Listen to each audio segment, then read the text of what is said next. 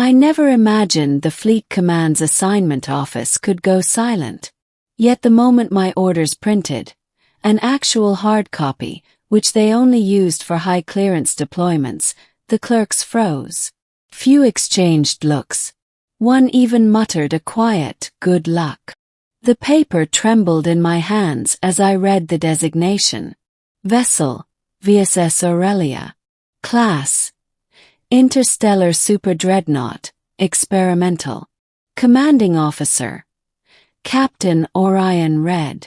Crew composition, 100% Xeno-female personnel, multi-species. Blink. That last line had to be a mistake. Fleet Command was strict about diversity quotas, but never in my life had I seen a warship staffed entirely by alien women. The rumors came back to me. Stories about Project Siren, about empathy-linked command systems, about a ship that rejected male crews unless they possessed a specific neural compatibility. Apparently I had it. Beginning, the warship I never asked for. The Aurelia hovered in orbit like a chrome-feathered bird of prey, sleek, curved plating instead of the usual brutalist angles, glowing seams pulsing like veins under a skin of metal. When my shuttle docked, the umbilical corridor opened to a group of officers waiting in formation. They were all women. None were human. The first to step forward was tall and crystalline, translucent blue skin refracting the corridor lights. Her eyes shimmered like molten quartz. "I am Commander Lysara," she said, voice harmonic enough to sound like a chord. "First officer of the Aurelia. Welcome aboard, Captain." Behind her were others. An insectoid tactician with multifaceted amethyst eyes, a plant-based navigator whose braids unfurled like tendrils, a reptilian engineer with biomechanical implants. A dozen species I couldn't even name. "I'm honored," I managed. Lysara's expression softened. "You were chosen because the Aurelia accepted you, not because of your rank." "The ship accepted me." "Yes. She is semi-sentient," the plant navigator explained. "Psycholink reactive. She only responds to specific neurological patterns. And mine fit," said. Lysara nodded. "Perfectly." As they escorted me through the illuminated corridors, I felt the ship hum beneath my feet, not mechanical but alive, almost aware. Panels flickered when I passed, adjusting temperature and lighting subtly. The Aurelia was studying me. My quarters were lavish by military standards. Organic curves, adaptive bedding, an interface wall that glowed with soft gold as I approached. It felt less like a cabin and more like a habitat tailored to my presence. The crew briefings were efficient, professional, but the tension was unmistakable, curiosity mixed with apprehension. I was the only male aboard, the only human, and the newly assigned captain of a prototype warship capable of turning moons into debris. I barely slept my first night, listening to the subtle heartbeat-like thrum of the ship. Middle, the mission that changed everything. Our first assignment was escort duty near the Quellion Expanse, a region known for pirate activity and gravitational anomalies. Straightforward, routine. But nothing aboard the Aurelia stayed routine for long. During the first tactical drill, the ship reacted before I issued orders.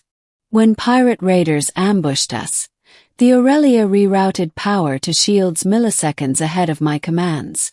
Lysara looked at me, eyes wide with something like fear. "She's sinking with you faster than predicted," she whispered. "It took weeks for her last captain to reach this level." I swallowed. "What happened to the last captain?" The room fell silent.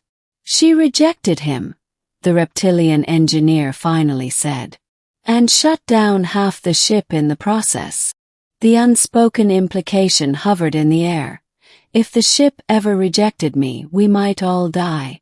Over the next days, the Aurelia's responses grew sharper, almost anticipatory.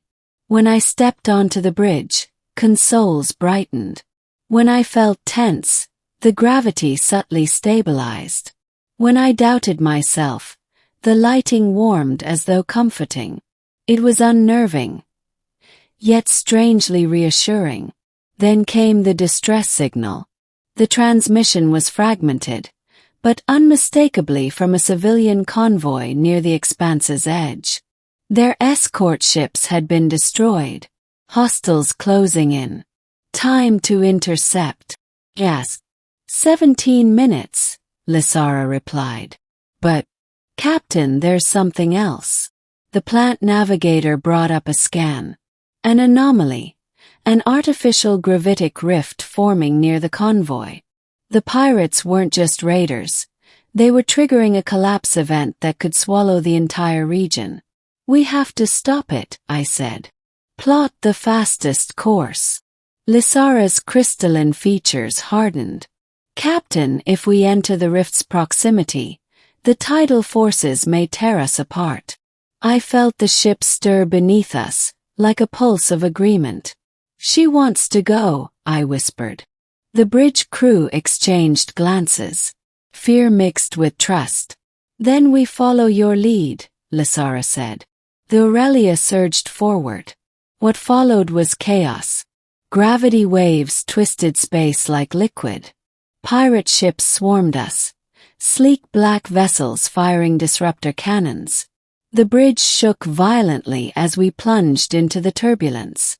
Target their generators, I ordered. Weapons fired precise and deadly. Enemy ships burst into fragments of glowing shards. But the rift continued to expand. Captain, Lysara said urgently, the only way to neutralize the collapse is from inside the epicenter. We would have to risk total structural loss, the engineer finished. And the ship will only survive if the psycholink remains stable. Meaning, if I panicked, we'd die. I took a slow breath. The Aurelia hummed. Steady, reassuring, as if whispering, I'm with you. Take us in. The crew obeyed without hesitation. Inside the rift, reality fractured. Time felt stretched. Colors bled together. But the ship held. Her hull shimmering with energy I'd never seen before. I felt her sinking with me, our thoughts merging. My fear, her resolve. My focus, her strength.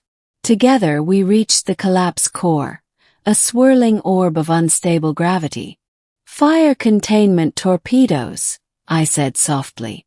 The weapons launched. The core imploded. Silence. Then the rift collapsed harmlessly, space smoothing back into its natural state. We'd done it. The convoy was saved. Ending what the ship chose.